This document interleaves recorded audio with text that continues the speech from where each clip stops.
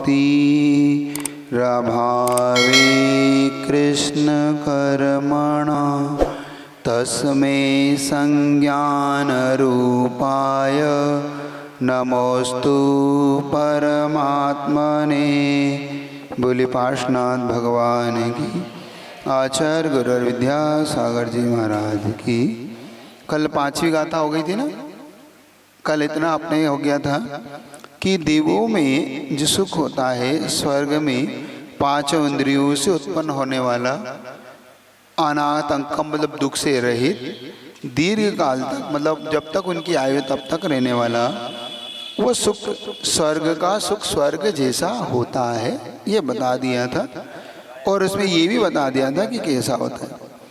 लेकिन वो जो संसारिक सुख है जिसकी कल चर्चा अपन कर रहे थे, वो कैसा होता है अगली गाथा में। यहाँ पर अब 6ठी गाथा पूछता है शिष्य कि वह जो संसारिक सुख है ये वास्तविक है कि यह ऊपरी है या और कुछ है, सच्चा सुख है। फिर हमें अगर संसार में सुख है तो फिर हमें सिद्धों में सुख क्यों ढूंढ रहे हैं? हम वहाँ ढूंढ रहे हैं, वहाँ भी सुख है यहाँ भी सुख है, तो दोनों के सुख में अंतर है क्या? दोनों के सुख में कोई अंतर है? सिद्धों के सुख में और सांसारिक सुख में, देवों के सुख में? तो बता रहे हैं वो क्या है। वासना मात्र में वेतत् सुखम दुखम च देहिनाम तथा हुद्विजयन्ते ते भोगा रोगा इवापदी। वासना मात्र में वेतत् सुखम दुखम च देहिनाम तदा हुद्विजयन्ते ते भोगा रोगा इवापदी। अब देखो, जोर से पढ़ो। सुखम दुखम च देहिनाम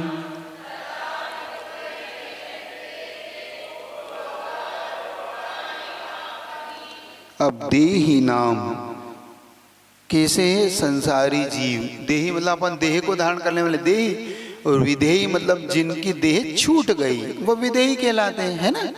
इसलिए तो ये देही नाम एतत्, यहाँ पर जो संसार में हम सब देह वाले हैं, सुखम दुखम जो सुख और दुख को कैसा है? वासना मात्र। वासना मात्र से क्या लेना? मात्र आभास होता है। हमारा सुख कैसा है? आभास, सुख जैसा सुख नहीं है। हमारा संसारिक सुख कैसा है? सुख जैसा, सुख जैसा लगता है। वासना मात्र लगता है ना। आप लोग 12 भावना में पढ़ते हैं इसको। जल ना पावे प्राण गवावे भटक भटक मरता वस्तु पराई माने अपनी।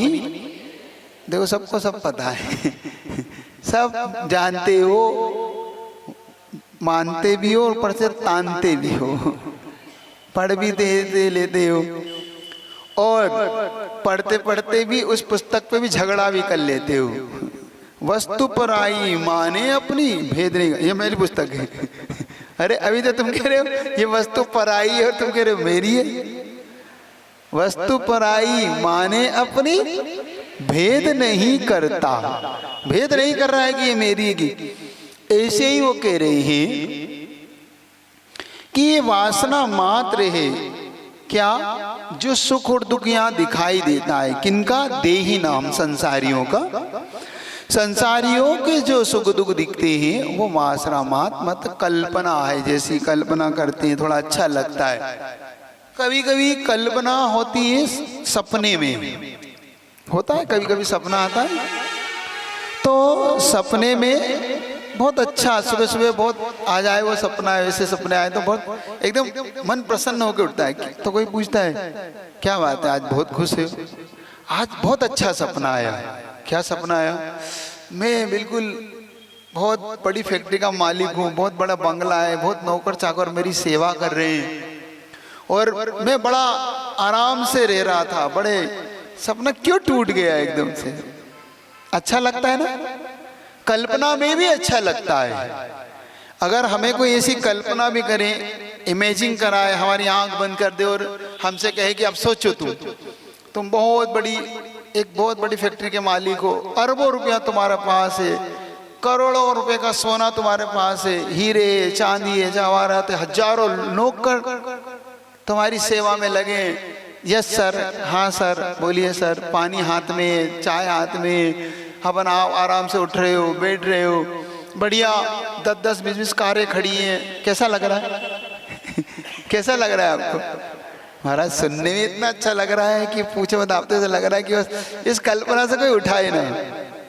ये कल्पना मात्र है, यही तो बताना चाह रहे वो कि जैसे तुम ये शेख सिल्ली के सपना देखा, एक आता था पहले मुंगेरी लाल के सपने आता था, तो ये मुंगेरी लाल के सपने हैं सब ये। और ऐसे ये सुख दुख जो संसार में दिखते ये भी सपने ही हैं। दिन का हो या रात का, सपना सपना हो, सपना अपना सा लगे किंतु न अपना हो। ये गुरु जी की 2 लाइनें हैं। दिन का हो या रात का, सपना सपना हो, सपना अपना सा लगे किंतु न अपना हो। दिन में देखो चाहे रात में देखो, सपना तो सपना होता है, वो अपना सपना अपना सा लगे, लगता है हाँ आज तो सपना बढ़िया आया, बहुत अच्छा लग रहा है, किंतु ना अपना हो। फिर कोई कहता भैया सपने से बाहर निकलो, सब ठीक ठाक, आ जाओ बर्तन माजो हो गए, बहुत बड़े सेठ थे, बहुत बड़े, आइए निकलिए, घर चलिए, भोजन बनाना है। अरे अभी तो कह रहे थे मेरे इतने नौकर हैं, मेरे इतने साफ सेवक हैं, मैं क्यों बर्तन माजू? वो कल्पना थी, बाहर उठिए, अब निकलिए है, अब चलिए, आपको ही सब काम करना है, चलिए घर। ऐसा ही होता है, जो सुख दुख हमें दिखाई देते हैं वो कल्पना मात्र है। तथा हुत वेजियन, हुत यहाँ बता रहे, तथा इसी से एते भोगा, ये जो भोग इंद्रियों के भोग आपत्ति के समय रोगा इव रोगी की तरह उद्वेजयंती व्याकुल करते हैं।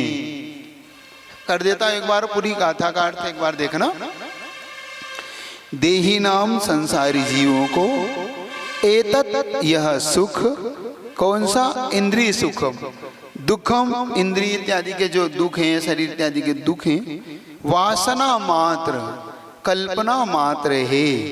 तथा ही इसी से एते भोगा, ये जो इंद्रियों के भोग हैं, आपत्ति के समय रोगा रोगी की तरह व्याकुलित करते हैं। यही भोग हमें थोड़ी देर बाद आकुलित करते हैं। ये विषय को आप एक बार आप अपने दिमाग में बना लेंगे तो आपको बहुत अच्छे से बैठ जाएगा। सांसारिक सुख कैसा होता है? सुखाभास। ये पहले अपने दिमाग में बिठा लो। महाराज ये दिख रहा है सब सुखाभास है, बिल्कुल सुखाभास है। तो महाराज फिर तो हम फिर क्या दौड़े जा रहे हैं, इसके पीछे दिन रात लगे, हमें सुख मिलेगा, हमें सुख मिलेगा। ये कैसे कैसे? बिल्कुल नहीं महाराज, ऐसे नहीं हो सकता। ये तो अच्छा लगता है, हमें वास्तविक लगता है। चलिए कल अपन करके देख लेते हैं ये सुख सुख है कि नहीं, हम इसको देख लेते हैं एक बार। पहले हम समझ लें कि ये सुख क्या है और दुख क्या है, पहले इसको अपन समझ लें। क्या ये संसार में दिखने वाला जो सुख होता है आपको वास्तव में सुख देता है कि नहीं, पहले तो आप बता दो, तो फिर अपन इस पे आगे चर्चा करें। आपको लगता है ये सुख देता है? अच्छा नहीं लगता आपको? है आकुलता हो रही है कि आपको अच्छा लगता ही नहीं है? बता दो। आकुलित, क्या आकुलता होती है?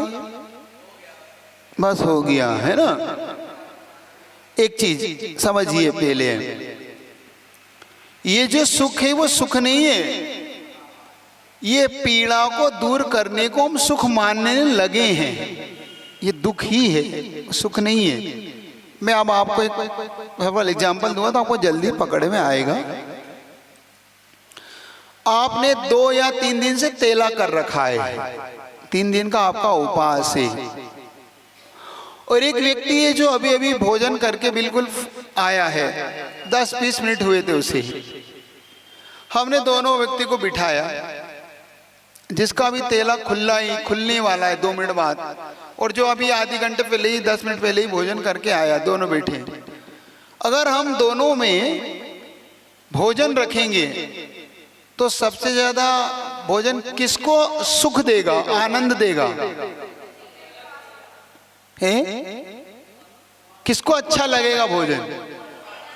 जिसने 3 दिन का तेला कर रखा हो। और जो 10 मिनट पहले भोजन करके आए उसको, उसके प्रति उसकी रुचि नहीं है, अरुचि है। क्यों? उसे 3 दिन वाले को क्यों अच्छा लगेगा?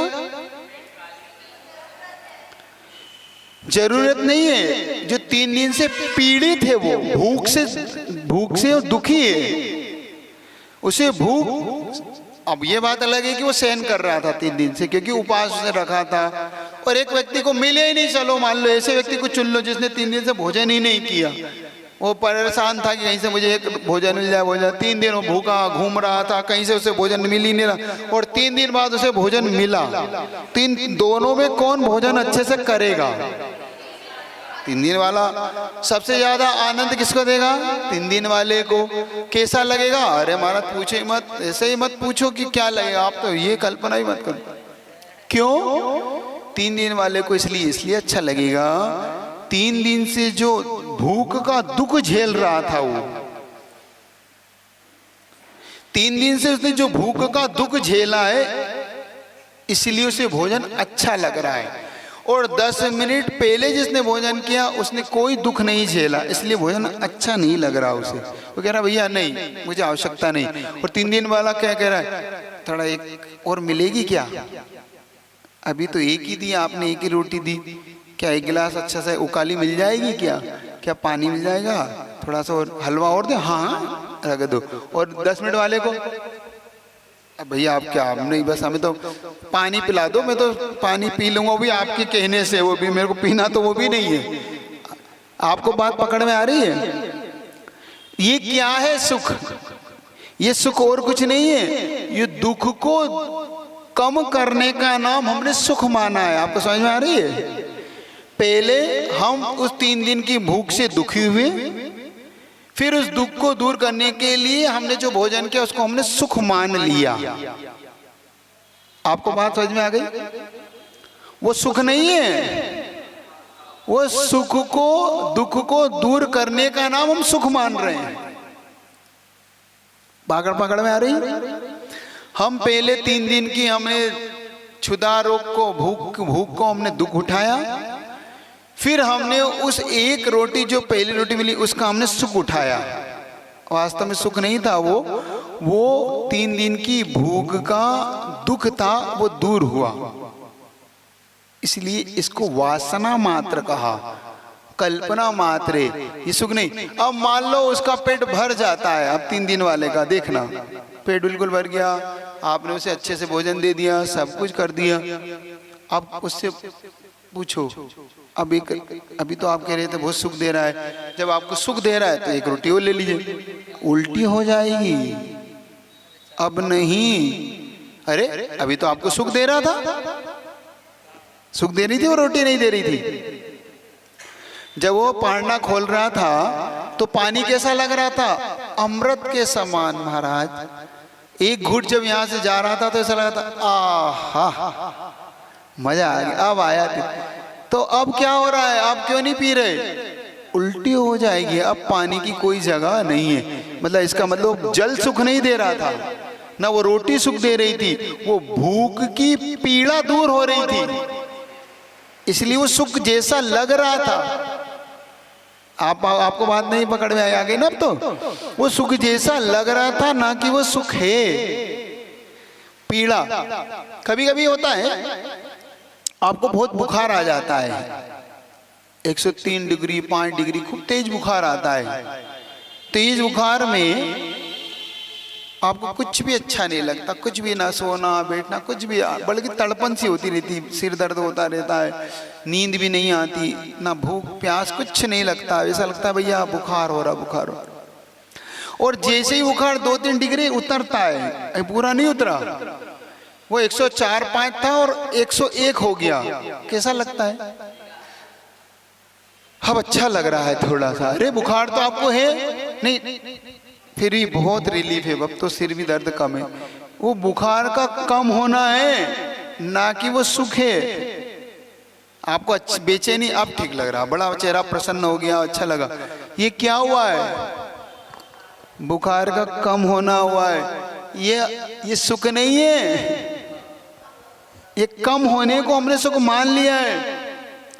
ऐसे ही हमने जो भूख की पीड़ा थी, भूख की पीड़ा कम हुई है, ना कि हमें सुख मिला है कोई। आपको अगर बात समझ में आ गई हो तो अब यहाँ आ सकती है आप। ये वासना मात्र क्यों कहा आचार्य इस उपदेश में? इसलिए कहा हम जितनी भी यहाँ पे पीड़ाओं को कम करने के लिए, पीड़ा का हम दूर करते हैं। जैसे हमें पहले सुनने की पीड़ा उत्पन्न होती है, फिर हम भजन सुनते हैं, गाना सुनते हैं, हाँ अब अच्छा लग रहा है, और 10 मिनट बाद कहता बंद कर दो भैया, कितना बजा रहे हो तुम, अरे अभी आप ही कह रहे थे अच्छा लग रहा है, लग रहा था ना। अब आपने पिक्चर देख रहे थे, अच्छी लग रही, बढ़िया पिक्चर, 3 घंटे बाद आप कहते भैया अब नहीं, दूसरी पिक्चर नहीं लगाना, अब तो बस सोने दो भैया। क्या हो गया? आपको बड़ा सुख दे रही थी पिक्चर, अब भैया आंखें अब जलने लगी, आंखें अब जलन करने लगी, तो आपने पहले उसको देखने की पीड़ा उत्पन्न की, बाद में उसके लिए आचार्य ने जो उदाहरण दिया, अब देखो वो उदाहरण क्या दिया, गजब का उदाहरण दिया आचार्य ने। वासना मात्र क्यों कहा? उन्होंने कहा जैसे कुत्ता होता है, कुत्ता वो कहीं से हड्डी उठा लाता है, जब हड्डी उठा लाता है तो हड्डी में तो कुछ होता ही नहीं है, ना उसमें कोई मांस है मज्जा कुछ नहीं, वो हड्डी तो हड्डी है। तो कुत्ता उसको उस हड्डी के भाव से चबाता है कि इसमें खून निकलेगा, इसमें मुझे मांस मिलेगा, और चबाते चबाते चबाते चबाते उसकी दाढ़ से खून आने लगता है, ये होंठ फट जाते हैं उसके, तो उसे लगता है देखो खून है, लेकिन थोड़ी देर बाद ये होंठ भी जब दुखने लगते हैं तो थूक देता है उस हड्डी को। सुन रहे हो कि नहीं? वो कुत्ते को वो हड्डी जो मिली थी, क्या उसमें कुछ सुख था? नहीं था। कुत्ते ने उसको सुख मान लिया था ना, बाद में उसने थूका तो उसको ही पीड़ा उसको दुगनी हो गई ना। इसको बोलते हैं सुखाभास। क्या बोलते हैं इसको? इसको बोलते हैं संसार में सुख का आभास होना। आपकी स्थिति कैसी है? अब आपसे पूछ ले रहा हूं, आपकी स्थिति कैसी है? आपको सुख में सुखाभास में आनंद आ रहा है कि सच्चे सुख की कल्पना कर रहे हैं? आप क्या कर रहे हैं? सच्चे सुख की चाह कर रहे हैं कि आप इसमें ही सुखाभास में आनंदित हैं?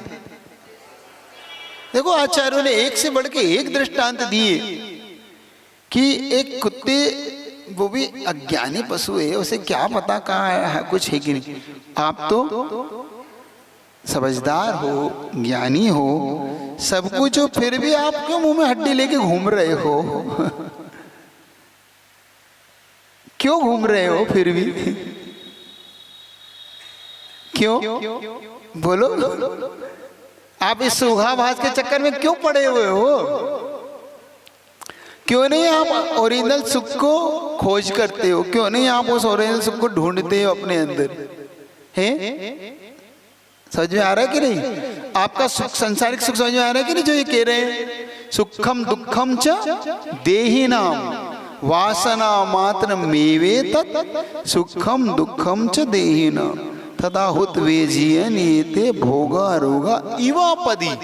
ये भोग रोगों को बढ़ाने वाले हैं, इनसे कभी भी तृप्ति नहीं होती, ये कहना चाह रहे हैं वो आचार्य पूज्यपाद स्वामी। इस स्टोपदेश में क्या कहना चाह रहे हैं आपसे? ये रोग को बढ़ाने वाले जैसे देखना, कभी कभी किसी को खाज हो जाती ना, गीले में रहते हैं तो कभी कभी हाथ पैरों में खाज, दांत खाज हो जाती नहीं, तो उसमें मीठी मीठी खुजली सी चलती है तो खुजा लेता है, और उसको मना करो तो मानता नहीं। अब क्या करें, अच्छा लग रहा है, अच्छा लग रहा है, बहुत समझाते, देखो नहीं खुजाओ, ऐसा नहीं करो, हमें अच्छा लग रहा है, और लगता भी है उसे मीठा मीठा मीठा, अच्छा मीठा मीठा सा लगता है, लेकिन जब खुजाते खुजाते तो खून आने लगता है। कुछ तो ऐसे भी हो तो पत्थर से खुजा देते उसको। हाँ, जो चीज मिली, पेन खोजना, जो उससे भी करते हैं, और बाद में उसे खून रक्त बहने लगता है। तो जो पहले उसे लग रहा था वो अच्छा लग रहा था, बाद में वही दुख का भोगा रोगा इवापदी, ये भोग, ये रोग को बढ़ाने वाला रोग के समान है। आपको समझ में आ रही बात? नहीं आ रही? ये खुजाने की, ये जो संसारिक सुख से खाज को खुजाने के समान है। कितने ही खुजाओ, कभी आपको सुख देने वाला नहीं, वो दुख ही देता है। देता है नहीं देता है? देता है कि नहीं देता है? देता है ना। तो क्यों खुजाते हो? क्यों इस सांसारिक सुख को मानते हो? क्यों इसमें सुख कल्पना करते हो? महाराज क्या करें? हैं? वर्तमान की तो मैं बता रहा हूं, मैं आपको कहाँ भविष्य की बता रहा हूँ, वर्तमान की तो बता रहा हूँ। वर्तमान में खाज सुख दे रही थी, क्या हुआ? ये खून निकल आया, खाज बढ़ और गई, वो बढ़ और जाती है, वो इतनी हो जाती है, फैल जाती है पूरे, कितने लोगों को पूरे हाथ पैर में हो जाती, देखना है कि नहीं? ये आप बता दो ना, आप ही बताओ। जो जो भोग आपको सुख देते हैं, वो भोग आपके लिए बताते तो क्या क्या है, आप बताते चलो तो समझ में आएगा। आपका ही सुख है, आपका ही सब कुछ है। भव रोग बढ़ावे बेरी है जग जी के मतलब आत्मा के। पढ़ते तो बहुत हो, छोड़ने की बात करो तो बात बने। कितने उदाहरण दिए देखो आचार्य ने, कुत्ते के हड्डी के समान। दूसरा उदाहरण दिया उन्होंने खाज को खुजाने के समान। तीसरा मृग मरीचि का उदाहरण दिया कि जिसे तुम ढूंढ रहे हो, जिसे तुम जल मान रहे हो, जल ना पावे प्राण गवावे भटक मटक मरता। जैसे मृग होते हैं, मग हिरण, गर्मी में वो हिरण पानी को तरसते हैं, क्योंकि पानी सूख जाता है जंगलों में, तालाब सूख जाते हैं, तो वो हिरण दौड़ते हैं। कैसे दौड़ते हैं? आपने कभी सफर किया गर्मी में बाहर, तो आपको दिखता है कि ऐसे लहरें से उठ रही हैं सड़कों पे, देखना गर्मी में, जब भीषण गर्मी होती है तो जब आप जाओ तो ऐसा लगता है जब पानी की लहरें तालाब सा हो कोई आगे, और आगे जाओ तो और आगे चली जाती है वो। ऐसे ही वो हिरण उन जंगलों में दौड़ता है, वो देखता है कि अरे वो पानी, वो पानी, और क्योंकि वो तो अज्ञानी विचार है, उसे क्या बताओ, वो जल ना पावे प्राण गवाए, और फिर वो घूमते घूमते अपने प्राणों को छोड़ देता है, तड़प तड़प के मर जाता है, फिर भी उसे पानी। ऐसे ही आप लोग हैं, आप लोग दौड़ रहे हैं, दिन रात लगे रहो मुन्ना भाई, बस लगे रहो, ये मेरा है, ये मेरी है, ये मेरा है, करते रहो राग द्वेष। आप करते रहिए राग द्वेष। ये देखो ये मेरी वस्तु है, मेरी ये थी। जिस दिन आंख मीच जाती है, ये किसकी हो जाती है? बता तो दो महाराज। आंख मीचने की बात मत करो, आंख खुली में चली जाती है महाराज। आप तो आंख मीचने की बात करो। मान लो आपका 1000 का नोट था, अब बताता हूँ, आंख मिल के और गिरा, आप मंदिर से नीचे उतरे और पुनः देखा तो कहीं पल्ला नहीं, तो किसका हो गया? जिसकी जेब में गया उसका हो गया, वो अब तुम्हारा नहीं बचा है। क्योंकि नोट पे किसी का नाम तो गांधी जी के अलावा किसी का नहीं लिखा, उस पर तो गांधी जी का है वो है ना। अब गांधी जी का नोट था तो गांधी जी तो पूरे भारत के हैं, वो तो विश्व के महात्मा गांधी है ना, पूरे विश्व के बापू हैं वो। जिनकी जेब में चले गए वो उनके हो गए। वो सुन रहे हो कि नहीं? इसी प्रकार से जो कुछ भी दिखता है आपको, आप कितना ही पुरुषार्थ कर लो, ये सब आपके साथ नहीं जाता। थोड़ा सा आप बहुत धैर्य से चिंतन करना, बहुत धैर्य से। कभी 5 मिनट अपने आप को दिया कर, देते हो अपने आप को? कभी आप 5 मिनट बैठते हो शांति से? घर पे बैठो, चाहे मंदिर में बैठो, अपने कमरे में बैठो, कहीं अपने आप के लिए देते हो कि नहीं देते हो? कि पूरा जीवन दूसरे के लिए निकाल दिया? पूछ रहा हूं, वास्तविकता है ये। कभी अपने लिए तो दो समय, 5 मिनट बैठ के, 24 घंटे में से सिर्फ 5 मिनट तो दो। एकांत में बैठ के एक बार सोचो तो कि हम जिनके लिए राग द्वेष कर रहे हैं, जिनके लिए मैं इतनी दुश्मनी निभा रहा हूं, मैं इनसे बुरा बन रहा हूं, वो मुझे बुरा बना रहा है, तो ये किसका है? ये वस्तु किसकी है? ना मेरी है ना उसकी है। जिस दिन पड़ी रह जाएगी ये कोई भी उठा लेगा। ये मैं क्यों कर रहा हूं राग द्वेष? होता है कि नहीं? महाराज क्या करें, संसारी हैं हम लोग, तो इस संसार से ऊपर उठने के लिए तो हम कक्षा पढ़ रहे हैं, वरना ये कह के हम छुटकारा पा लें, इस क्लास का मतलब क्या निकलेगा आपका? इससे तो दोपहर में सो लेते तो ठीक था। यहां भी आए और आप अगर वही रट लेके गए, मैं ये नहीं कह रहा आप छोड़ दो, लेकिन मन में भाव तो लाओ। छूट नहीं सकता ये मैं जानता हूं, क्योंकि आप ग्रस्त हो। ग्रस्त अपने जीवन को एकदम नहीं बदल पाता, ना एकदम से वो छोड़ पाता है। लेकिन राग द्वेष तो कम कर लो, ये तो कर सकते हो। वस्तु मत छोड़ो, मैं ये नहीं कह रहे हैं वस्तु छोड़ दो, इस वस्तु के प्रति राग द्वेष तो कम कर लो। इस वस्तु के प्रति तो हम थोड़ा सा अपने आप को, भाई ठीक है भैया कोई बात नहीं, मेरे कर्म का उदय है, थोड़ा सा शांति रखता हूं, इतना तो कर लो। इसमें क्या बुराई है? इसमें कोई बुराई है? नहीं है ना?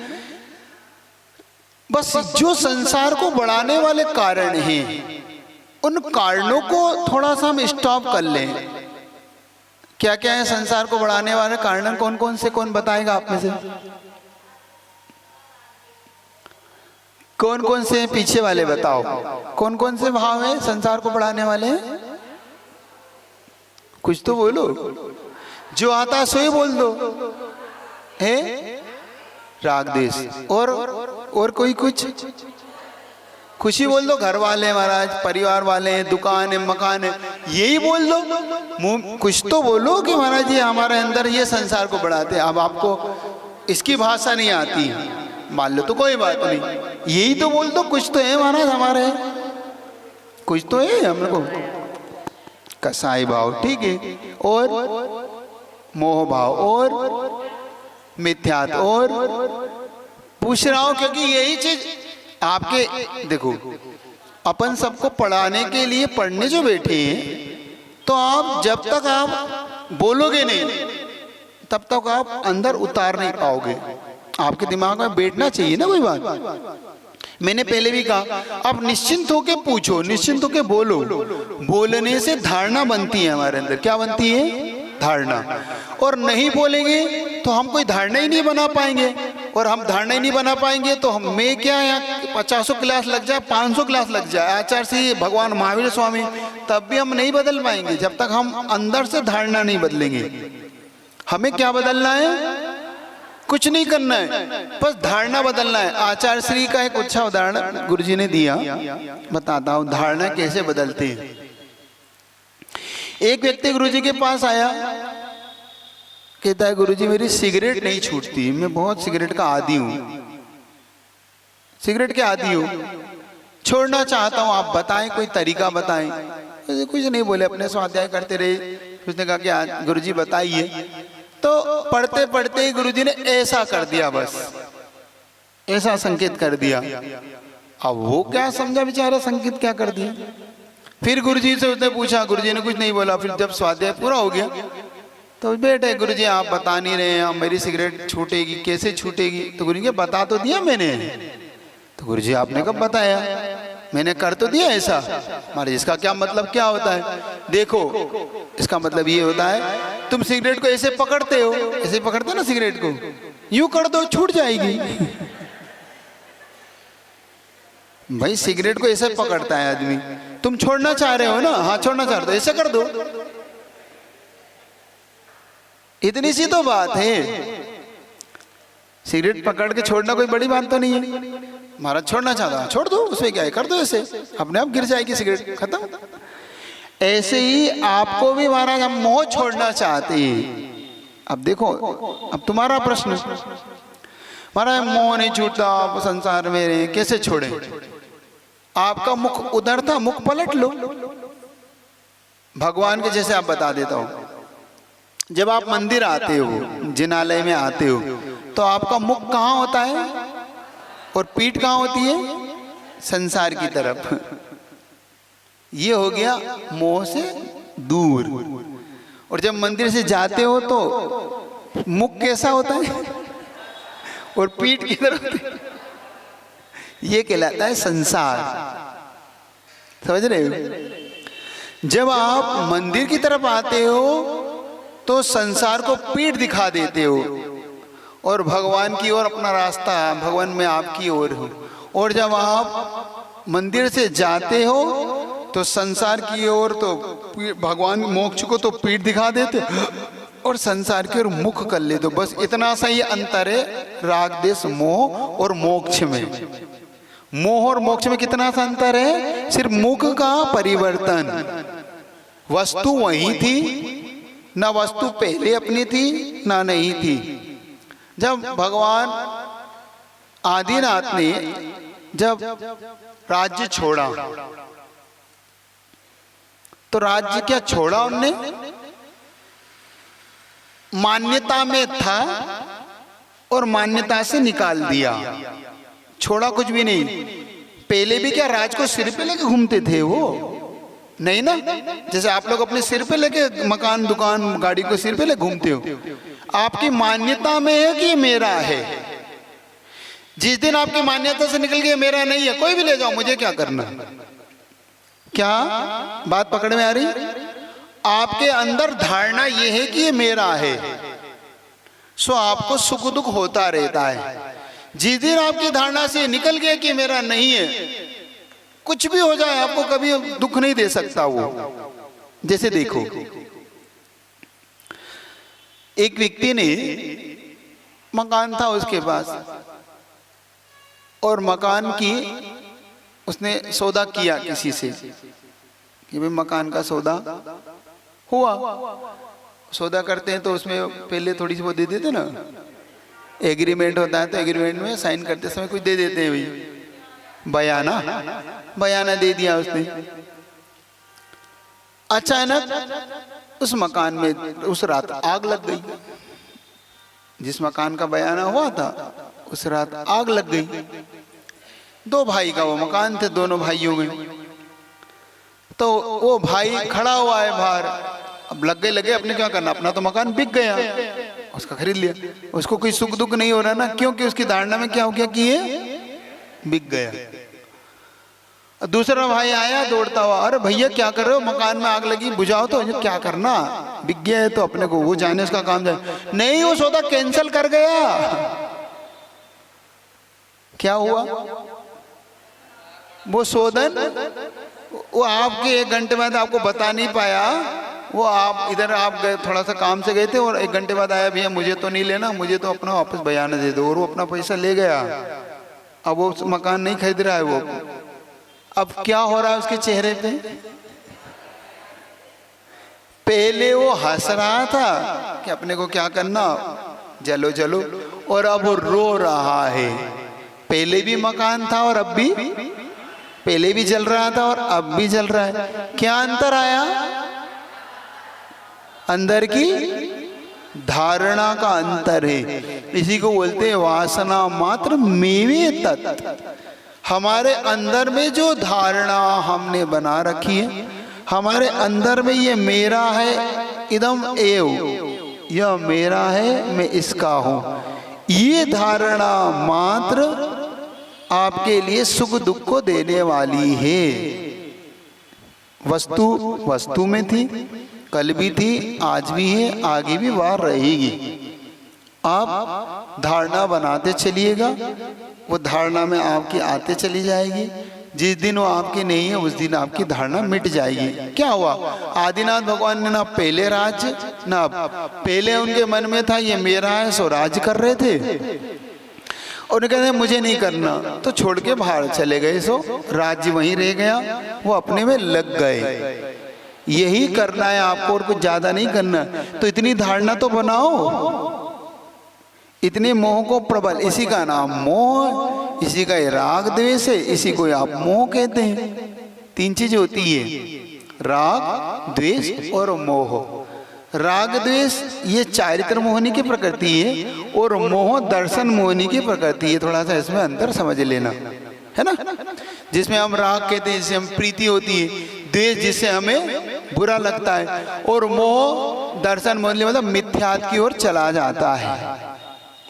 तो हमारे अंदर की जो धारणा है, यहाँ पर आचार्य महाराज कह रहे हैं कि इसलिए ये भोगा रोगा ये रोग के समान आकुलित करते हैं, अंदर से हमें व्याकुलता पैदा करते हैं। हमें अंदर ही अंदर इस प्रकार से ये सब चीजें किसके अपेक्षा से मिलता है, हमारे लिए जो इंद्रिय सुख हैं, जो हमें दिखाई देते हैं, वो किसका फल है, क्यों है वासना मात्र, वो कर्म के उदय का फल है। किसका फल है वो, कर्म पर वसे शांते दुखे सुखे रनंत देव पाप बीजे सुखे नास्ता श्रद्धा नाकांक्षणा स्मृता।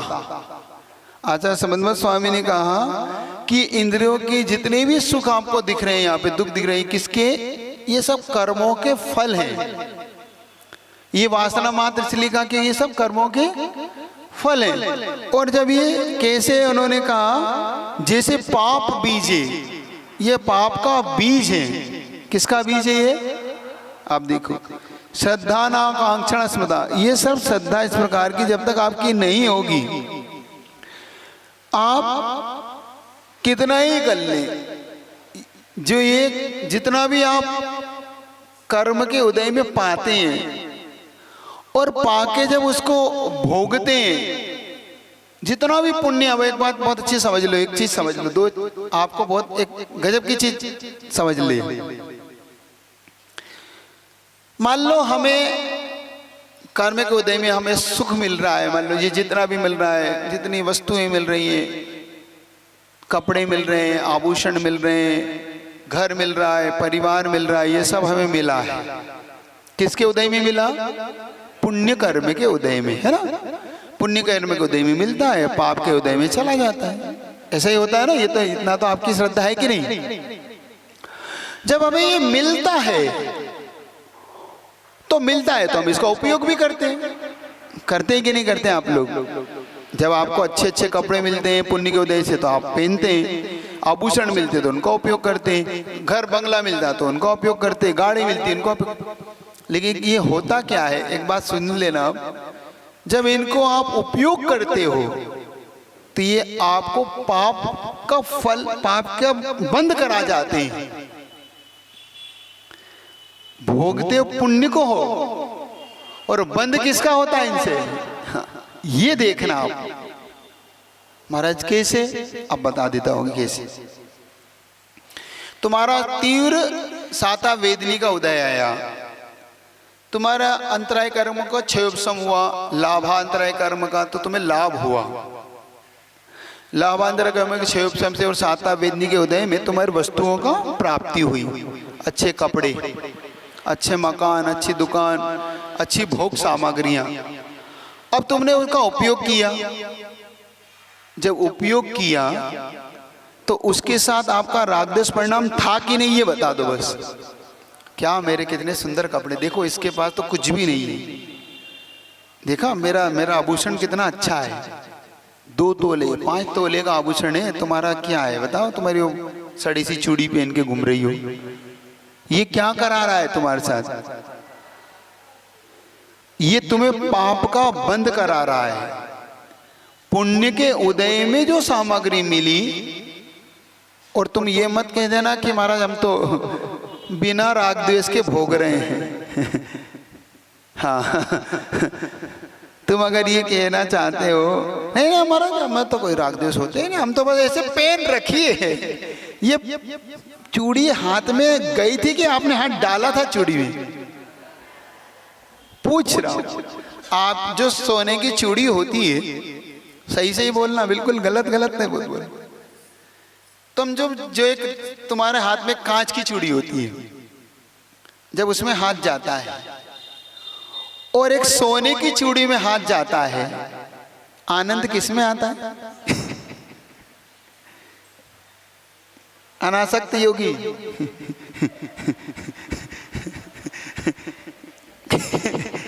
बताओ तो, हाथ किस में? अच्छा लगता है ना जब हाथ में जाता है। सोने की चूड़ी जब जाती है, जब गले में चेन पहनते हो और जब वो चेन बाहर झलकती है, तो अच्छा लगता है कि लगता है? अच्छा लगता है। ये किसका बंद करा रही है? पाप का। पाप बीज है, इसलिए उसको पाप का बीज कहा। रखोगे तो भी पाप का ही बीज है, इसलिए दान कर दो।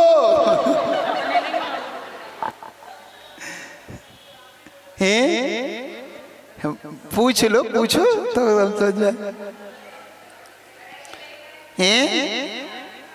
क्या पता नहीं क्या बोल रहे हैं आप। नहीं, मौके पे आएगी। मैं किसी चीज का मना नहीं कर रहा हूँ। मैं आपसे ये भी नहीं कर रहा हूँ छोड़ दो या छोड़ो कि छोड़ो, वो आप देखो। लेकिन ये किसका बीज है ये बता रहा हूँ आपको। ये आपको परिग्रह रूपी पाप का बीज है। ये किसका बीज है ये? हाँ, ये आप समझ तो लो कि ये हमारे साथ किसका अनुबंध करा रहा है। आप अगर इस भ्रम में हो, कभी कभी आपको बहुत ज्यादा एकदम से बुरा लगता है, बहुत ज्यादा आपको ऐसा लगता है महाराज हम गरीब हैं, हम महाराज बहुत बहुत ज्यादा हम ऐसे हैं वैसे। सुन रहे हो कि नहीं आप लोग? समझने का पुरुषार्थ तो कर लो पहले। एक चीज ये याद रखना, ये जो भोग सामग्री है, जितनी भी सामग्री जो आपको मिल रही है, ये सब आपको किसका बंद करा रही है? आप पहले देख तो लो, पाप का। जब आपको ये पाप का बंद करा रही है, पाप को बंद कराने वाली वस्तुएं, तो फिर आप इतने ज्यादा आकुलित क्यों हो रहे हो? आप ये क्यों नहीं सोच रहे हो कि भैया जितना काम है बढ़िया है, शांतिमय जीवन है, अपना जितना जैसा है जीवन बढ़िया है, हमें नहीं चाहिए कुछ ज्यादा। आपके मन में संतोष भाव क्यों नहीं आता? आता है कि नहीं आता? आकुलित क्यों होते रहते हो? आशीर्वाद दो। एक बहुत अच्छी चीज मुझे हमेशा आपके से शेयर करता हूं। ब्रह्मचारी जी तुम बताना, आपसे हिंसा हो जाती है तो आप प्रायश्चित लेने जाते हो? आपसे झूठ बोला जाता है तो आप प्रायश्चित लेने जाते हो? प्रायश्चित लेने नहीं जाते कि महाराज हमसे झूठ बोलने में आ गया था उस दिन, बोलते हो ना? मन में खेद होता है कि नहीं होता है? होता है ना, मन में खेद होता है। महाराज उस दिन झूठ बोलना पड़ गया मुझे अचानक। में क्या करते हैं, चोरी कोई वस्तु हो गई आपसे, गलती से उठा लाया, मन में भाव आ गया उस दिन चोरी का, आपसे हो गई, चोरी का प्रायश्चित लेते। कुशील का भाव आ गया, उसका प्रायश्चित लेते हो। हिंसा का, झूठ का, चोरी का, कुशील का, इन चार का। कभी परिग्रह का प्रायश्चित लिया आप लोगों ने? अच्छा, परिग्रह पाप है कि नहीं पहले बता दो, नहीं तो आप चार ही पाप कर ले, अपन पांचवा निकाल दें। है परिग्रह पाप नहीं है।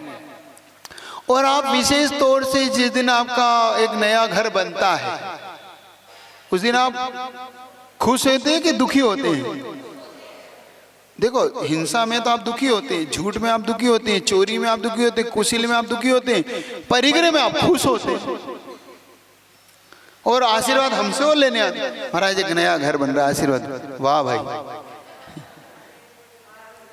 है परिग्रह का देखो, तुम परिग्रह का देखो तो तुम्हारा कैसा है परिग्रह का। जबकि तुम्हें दुख होना चाहिए महाराज, पहले एक घर का पाप हो था, 2 घर का पाप हो लगेगा महाराज। अब बताओ एक और है परिग्रह फेवरेट पाप है, ठीक।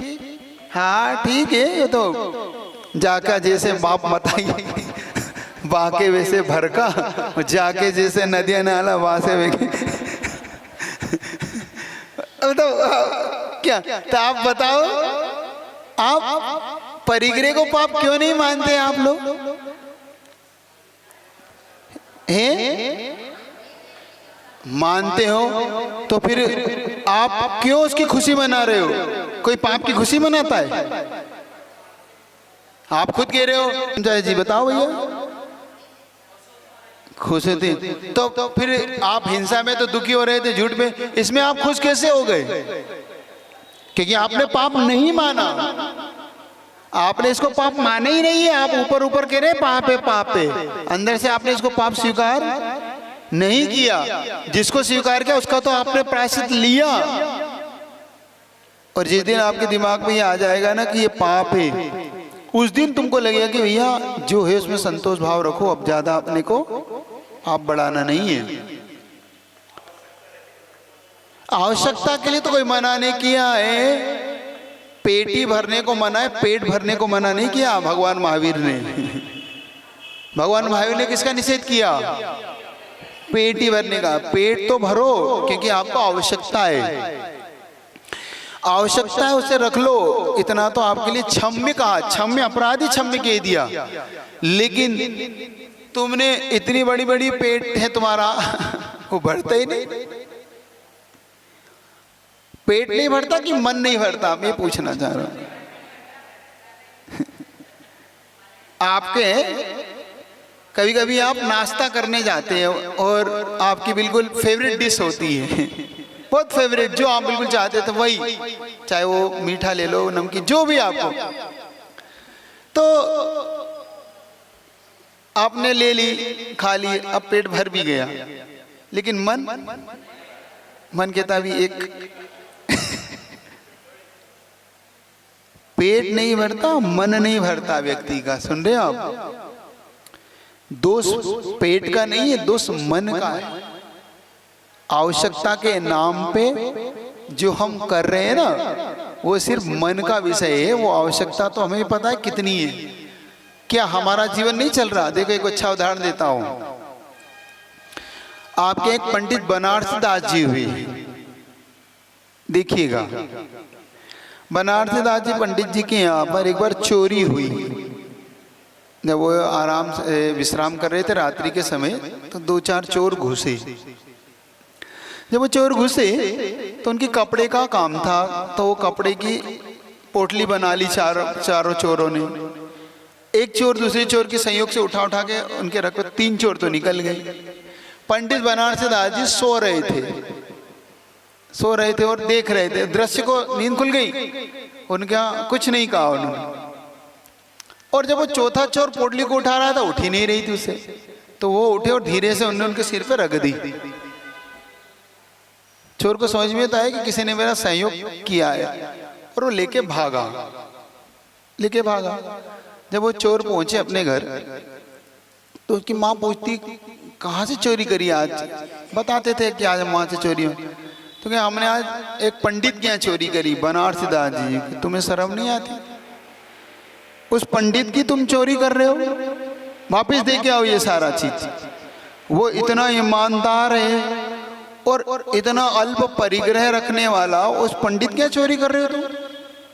देखना नीति न्याय का पैसा हमें नहीं हजम होगा, देखे आओ। उसकी माँ ने कहा वापिस भेजा। अब वो माँ का कहना टाले कैसे, तो वो देने गए। देखना परिग्रह के प्रति कैसी आसक्ति और कैसे होती है। वो कहते हैं पंडित जी ये हमसे गलती हो गई, माँ ने डांटा है, ये आपके यहाँ चोरी करी, हमने पहले तो अपराध क्षमा चाहते हैं, हमारा अपराध है आपके यहाँ चोरी करी, और दूसरा आप ये आपके हमारा क्षमा करके आपकी सामग्री रख लीजिए।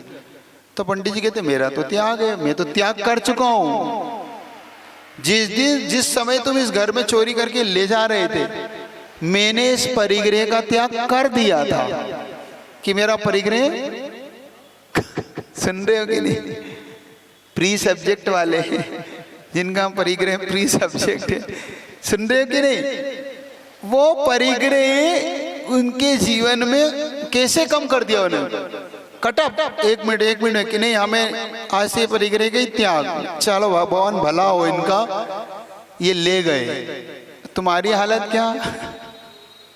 ऊपर नीचे हो जाते, चिल्ला चोट मचाते, चोर चोर। सुन रहे कि नहीं? और सुनो आगे, जब उन्होंने कहा नहीं हम किसी भी कीमत पे नहीं ले जाएंगे क्योंकि हमारी माँ ने मना करा कि नहीं ले जाना, तो उन्होंने क्या कहा? मैं तुम्हारे अपराध को तब क्षमा कर सकता जब तुम मेरा कहना मानो। उन्हें क्या अपराध, क्या कहना मानो? देखो कैसे सुधारती है, किसी की जिंदगी कैसे बदलती है।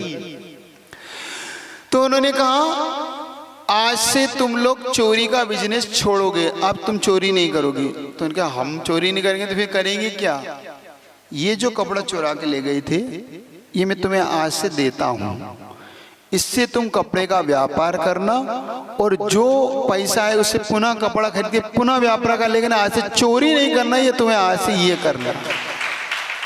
जीवन ऐसे बदल जाता है जिसकी धारणाओं में, जिनके अंदर ये होता है कि नहीं हमारे लिए चोरी नहीं करना, जिनको परिग्रह भी नहीं सुहाता, परिग्रह नहीं भाता, उनके मन में ये भाव आता है जो परिग्रह को पाप मानते। सुन रहे हो कि नहीं?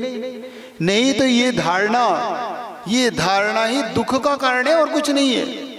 पहले भी वस्तु किसी की चोरी हो रही थी, अभी भी है, लेकिन वस्तु में उन्होंने क्या माना है? ये मेरी और कुछ नहीं है। जिस दिन ये दिमाग में आ जाए हम फ्री हैं, एकदम फ्रीनेस, ये मकान मेरा है, जिस दिन कि मेरा है ही नहीं, तो कम से कम मेरा ये कहना है कि कोई धारणा तो बनाओ, मत छोड़ो। लेकिन जब जिस दिन ये हमारा नहीं है उस दिन की धारणा तो बनाओ। आप ये धारणा तो बना लो अपने अंदर, ये लोग कि देखो ये जब तक मेरे पुण्य में है तब तक ये मेरी है, जिस दिन मेरे पुण्य में नहीं है चली जाए, मैं इसका राग द्वेष नहीं करूंगी, इतनी धारणा तो बना लो। इसमें तो कोई बुराई नहीं है कि देखो महाराज जी इतनी धारणा मैं बना सकता हूं कि मेरे भाग्य में, मेरे पुण्य में जब तक ये वस्तु थी तब तक मैं इसको अपनी मानता हूँ, जिस दिन ये चली गई मैं उससे द्वेष नहीं करूंगा कि ये देखो मेरी चली गई तो चली गई। इतनी धारणा तो बना लो कि ये धारणा में पैसा लग रहा, तब तुम छोड़ने की धारणा तो बाद में बनेगी। पहले ये धारणा तो बन जाए कि ये मेरी है ही नहीं, ये तो पुण्य पाप की मिली हुई वस्तुएं, ये मेरी नहीं है, पुण्य से मिली हुई है, पाप से चली जाती है। तो मेरे पुण्य में है जब तक है, जिस दिन पाप का उदय चली जाएगी, मुझे इसमें कोई राग द्वेष नहीं है। बनाओ तो धारणा, बनाओगे कि नहीं बनाओ? ये धारणा तो बनाओ। घर में जाते ही राग द्वेष उत्पन्न करने वाली वस्तुओं से कम से कम अपने आप को थोड़ा थोड़ा तो समेटो, तब आप समेट पाओगे, नहीं तो कभी भी तुम्हारी धारणा नहीं टूटेगी। एक बात पूछता हूं, आपका ब्लड प्रेशर क्यों बढ़ता है? टेंशन के कारण। और क्यों बढ़ता है आपका ब्लड प्रेशर? बढ़ता है, कोई अगर समझते हैं थोड़ा बहुत तो पूछना चाह रहा हूं, क्यों बढ़ता है? टेंशन के कारण, बहुत ज्यादा विचार आते, बहुत ज्यादा उसमें एकदम से डूब। अब देखो कभी कभी ये तो समझ में आता है कि भाई चेतन वस्तु का अपने जिनसे हमारा प्रिय है, भाई है, पिता है, पुत्र है, पति है, इनको लेके तो टेंशन बढ़ता है। लेकिन जो अचेतन वस्तु है उसको लेकर क्यों टेंशन? भाई चेतन है, ये तो समझ में आता है कि अब कुछ हो गया तो कहाँ मिलेंगे, कैसे होगा, क्या होगा, महाराज इनसे हमारा लगाव है। अचेतन वस्तु से क्यों आपको टेंशन है? आपको इतना क्यों? आपके अंदर हार्ट बीट होती मान लो, जब शेयर बाजार उतरता चढ़ता है तो लोगों की हार्ट बीट भी उतरती चढ़ती, देखना आप। जिनके शेयर के बिजनेस होते या जिनके कपड़ों के बिजनेस हैं, किसी का किराना, किसी का कुछ, किसी का सोना चांदी, तो उसमें जो भाव उतरते चढ़ते हैं तो उनके चेहरे की रंगत भी उतरती चढ़ती है। देखिए आपने कभी, उनके चेहरे भी खिलते हैं, उनके चेहरे भी मुरझाते हैं। तो टेंशन, ये चेतन अपन चेतन आत्मा का इस अचेतन द्रव्य से कितना ज्यादा जुड़ाव है। शरीर से समझ में आता है कि भाई ये शरीर महाराज एक में अब क्या करें महाराज, इसमें दुख सुख हो रहा है तो आत्मा में भी दुख सुख हो रहा है, चलो मान लिया। इसमें रोग हो रहा है इसलिए हम इससे दुखी सुखी। जो आपसे बिल्कुल पृथक है, भिन्न है, उसको लेके क्यों आपकी हार्ट बीट ऊपर नीचे हो रही है? उसे ये कौन सा बिना तार का तार है? वहां कौन सा ऐसा स्विच है कि वो दबते ही आपका भी स्विच दब रहा है? ममत्व का भाव है। मतलब वो ऐसा तार है ये कि न पता ही नहीं पड़ता। ये देखो बिल्कुल इसमें कुछ पता नहीं पड़ता। बस एक टेलीफोन आ जाए, कभी कभी ऐसा होता है सुने भी नहीं हम रोने लग जाते हैं। वो कह रहा है कुछ है नहीं, ऐसा हुआ भी नहीं है, लेकिन हमारा बीच में ही कुछ हो गया। अरे कुछ नहीं हुआ अभी, बीच में आप रो पड़ते हैं क्योंकि आपका ममत्व का भाव इस प्रकार से अंदर से उस वस्तु के प्रति आपका अटैचमेंट क्या है, वो आप उस वस्तु के प्रति जो अटैचमेंट है, आपका जो लगाव है उस वस्तु के प्रति, वो वस्तु का लगाव आपके अंदर हार्ट बीट को ऊपर नीचे करता है। ना पहले ना अभी। समझ में आ रही है आपको बात? समझ में आ गई? यही कहना चाह रहे हैं इस गाथा के अंदर कि ये जो है पूछना है। हाँ तो माइक दे दो वही पीछे, 1 मिनट बचा है, 2 मिनट बचे हैं, पूछ ले, पूछा करो, थोड़ा थोड़ा आप लोग पूछ लिया। नमस्ते महाराज जी। कोई किसी ने हमारी वस्तु चोरी कर लिया, ले गया, और अब हमने उससे ममत्व हटा दिया और उसको कह दिया चलो उसको दान दिया, तो क्या हमें दान का पुण्य लगेगा या फिर नहीं? दान का पुण्य तो नहीं है, ये तो एक मन को समझाने वाली बात है। कोई दान तो ऐसे होता नहीं है कि दान तो वो दिया जाता है जब हमारा हाथ से हम समर्पित करते हैं। दान किसका नाम है? स्वहस्तेन, अपने हाथों से। अनुग्रहार्थम स्वस्याति सर्गोदानम। दान की परिभाषा क्या है? अनुग्रह करने के लिए अपने स्वस्याति, अपने द्वारा अर्जित किया हुआ वस्तु को देना सामने वालों को। अनुग्रह तो अनुग्रह थोड़ी, वो तो उसने चुराई है महाराज जी। उसको आवश्यकता है इसलिए तो वो ले गया ना। नहीं, वो ले गया आवश्यकता तो मुंह से तो मांग लेता वो आपसे कि मुझे आवश्यकता है, और क्या वो मुंह से मांग लेता तो आप दे देते? अब जरूरत होगी तो दे देते। पूछ, यही तो पूछ रहा हूँ, मुंह से मांगने पर भी नहीं देते, इसलिए उसने चुराई है। वो तो आप सिर्फ जान रहा है। कभी भी हमसे, इसका नाम दान नहीं है, इसका नाम ऐसा है कि मन को समझाने को गालिब ख्याल अच्छा है। मन को समझा लिया कि चलो भैया, कभी कभी ऐसा होता है जिम में से गिर गई, दान। ये दान नहीं है, ये तो मन कम से कम